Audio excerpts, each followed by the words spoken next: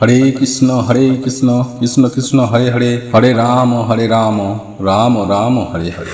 নমস্কার বন্ধুরা, সুখের চাবি চ্যানেলে আপনাদের সকলকে জানাই স্বাগত। ভারতীয় দর্শন শাস্ত্র ও বিভিন্ন দেবদেবীর পুজো অর্চনার পদ্ধতি এই চ্যানেলের মূল আলোচনার বিষয়বস্তু।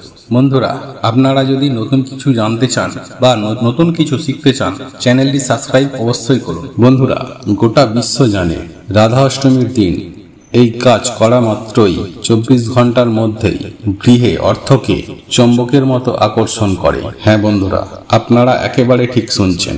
এই রাধা অষ্টমীতে যে ব্যক্তি এই কাজ করে তার জীবনে সারা বছর অর্থের বৃষ্টি হতে থাকে। বন্ধুরা, আপনারা প্রত্যেকেই জানি, যদি বাড়িতে পবিত্র জন্মাষ্টমীর ব্রত পালন করা হয়ে থাকে তাহলে সেই বাড়িতে অতি অবশ্যই রাধা অষ্টমীর ব্রত পালন করা উচিত।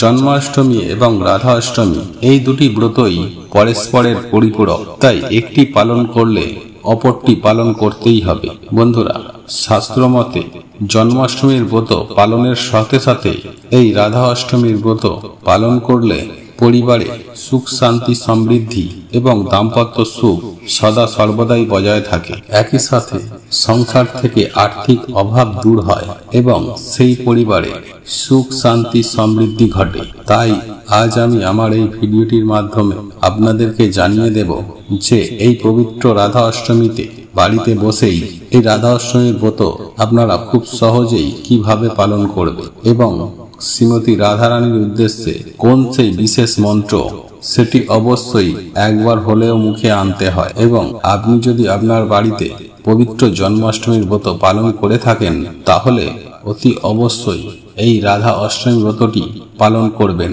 ঘরে বসে খুব সহজেই। তাই এই প্রসঙ্গে বিস্তারিত জানতে আমাদের এই ভিডিওটি মনোযোগ সহকারে শেষ পর্যন্ত দেখতে থাকুন। আর ভিডিওটি যদি ভালো লেগে থাকে তাহলে অবশ্যই একটি লাইক করে দিন আর আপনজনদের সঙ্গে শেয়ার করুন যাতে ওনারাও দেখে উপকৃত হন। আর আপনি যদি আমাদের চ্যানেলে নতুন হয়ে থাকেন তাহলে চ্যানেলটি অবশ্যই সাবস্ক্রাইব করুন আর পাশে থাকা নোটিফিকেশন বেল আইকনটি ক্লিক করুন যাতে এই রূপ নিত্য নতুন ভিডিও যখনই ছাড়ব সবার আগে আপনার কাছে পৌঁছে যায়। চলুন এবার মূল আলোচনায় প্রবেশ করা যাক। তবে মূল আলোচনায় প্রবেশ করার আগে আপনারা যদি পরমেশ্বর ভগবান শ্রীকৃষ্ণ ও শ্রীমতী রাধারানীর আশীর্বাদের কৃপায় নিজেদের জীবনে সুখ শান্তি সমৃদ্ধি ও প্রেম ভালোবাসাকে বজায় রাখতে চান তাহলে জয় শ্রীকৃষ্ণ রাধে রাধে লিখে কমেন্ট অবশ্যই করবেন।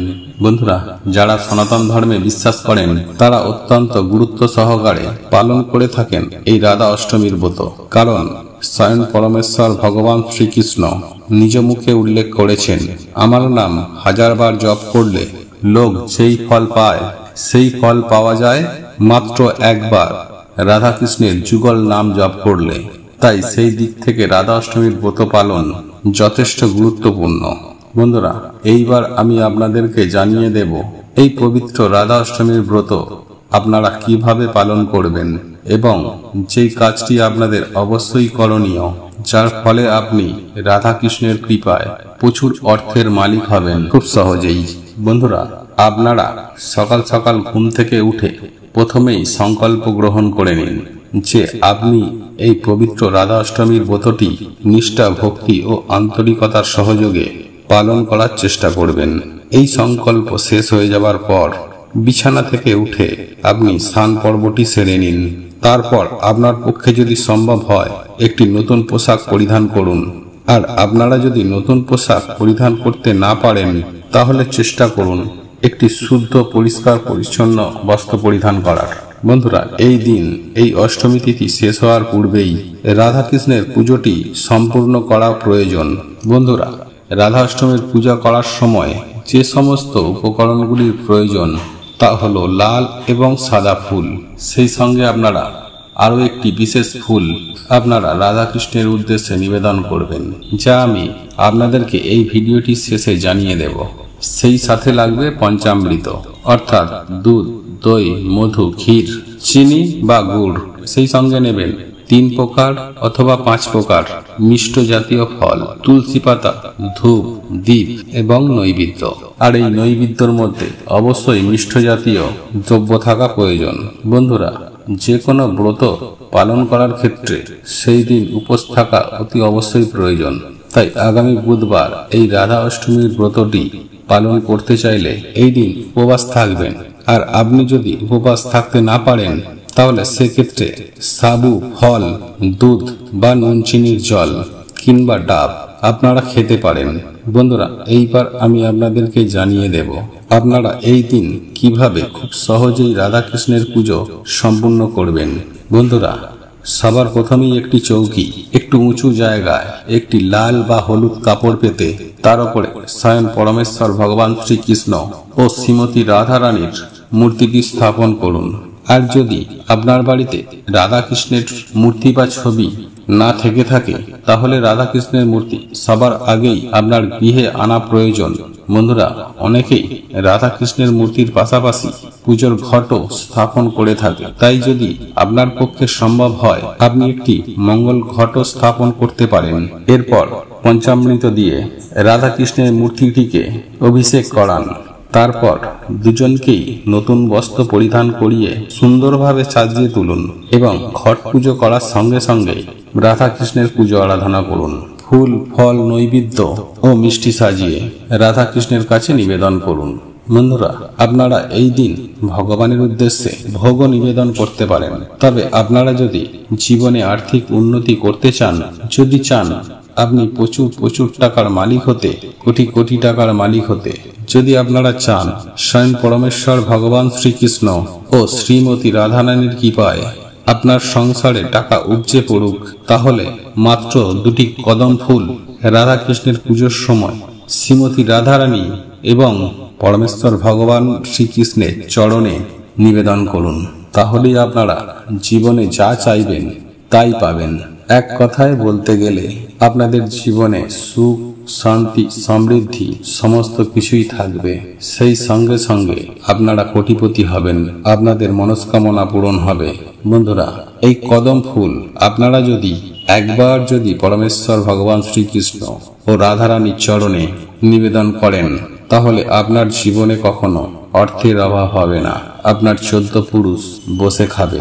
বন্ধুরা, এই ফুল নিবেদন করার পর আমাদের সকল মনস্কামনা, মনোবাসনা, মনোবাঞ্ছা, মনের সকল ইচ্ছা জানানোর পর এই একটি প্রণাম মন্ত্র জপ করুন। আর এই প্রণাম মন্ত্রটি হলো, হে কৃষ্ণ করুণা সিন্ধু দীনবন্ধু জগৎপথে গোপেশ গোপিকাকান্ত রাধাকান্ত নমস্তুতে। বন্ধুরা, এই মন্ত্রটি জপ করার পর শ্রীমতী রাধারানীর প্রণাম মন্ত্রটি আপনারা জপ করুন। আর এই মন্ত্রটি হলো, তপ্ত কাঞ্চন গৌরাঙ্গ রাধে বৃন্দাবনেশ্বরী শোভানুসুতে দেবী প্রণামাময়ী হরিপ্রিয়ে। বন্ধুরা, এই দুটি মন্ত্র অন্তত পক্ষে 3 বার অতি অবশ্যই মুখে আনুন। বন্ধুরা, আপনাদের সুবিধার্থে এই মন্ত্রটি নিচে কমেন্ট বক্সে দিয়ে দেয়া হলো, আপনাদের প্রয়োজন হলে আপনারা দেখে নিতে পারেন। যাই হোক, এরপর শ্রীমতী রাধারানী ও পরমেশ্বর ভগবান শ্রীকৃষ্ণের উদ্দেশ্যে আরতি প্রদান করুন এবং সর্বশেষে রাধা কৃষ্ণের সামনে জোড় হাত করে পুনরায় নিজের মনের ইচ্ছা ব্যক্ত করুন। এই দিন রাধা কৃষ্ণের পূজার পর বা সন্ধ্যায় রাধা অষ্টমীর ব্রত মাহাত্ম্য কথা অথবা রাধা স্তুতি অথবা রাধা চালিসা পাঠ বা শ্রবণ করা অতি আবশ্যক। এবং আগামী বুধবার রাধা অষ্টমীর দিন সন্ধ্যাবেলায় যে কাজটি আপনাদের অতি অবশ্যই করা প্রয়োজন, আর তা হলো আপনার বাড়িতে থাকা তুলসী তলায় অথবা রাধা কৃষ্ণের মূর্তির সামনে একটি ঘিয়ের প্রদীপ অতি অবশ্যই প্রজ্বলন করতে হয়। এবং ব্রতের পরের দিন ব্রাহ্মণ, বৈষ্ণব, বিবাহিত মহিলা অথবা কোনো অসহায়, দুস্থ, দরিদ্র, দীনদুঃখী মানুষকে আপনার সাধ্য ও সামর্থ্য অনুযায়ী কিছু অন্তত দান করুন। এর ফলে আপনি যে পূর্ণ অর্জন করবেন তা অক্ষয় অনন্ত কালের জন্য সঞ্চয় হয়ে থাকবে। বন্ধুরা, ভিডিওটি এখানেই শেষ করলাম। আপনাদের যদি এই ভিডিওটি পছন্দ হয়ে থাকে তাহলে ভিডিওটি লাইক করুন, কমেন্ট করুন, শেয়ার অবশ্যই করুন। জানবেন আপনার একটি শেয়ার অনেক মানুষকে উপকৃত করবে। আর আপনি যদি আমাদের চ্যানেলে নতুন হয়ে থাকেন তাহলে অতি অবশ্যই সাবস্ক্রাইব করবেন। ভগবান বা ঈশ্বর আপনাদের মঙ্গল করুক। আপনারা সুস্থ থাকুন, ভালো থাকুন।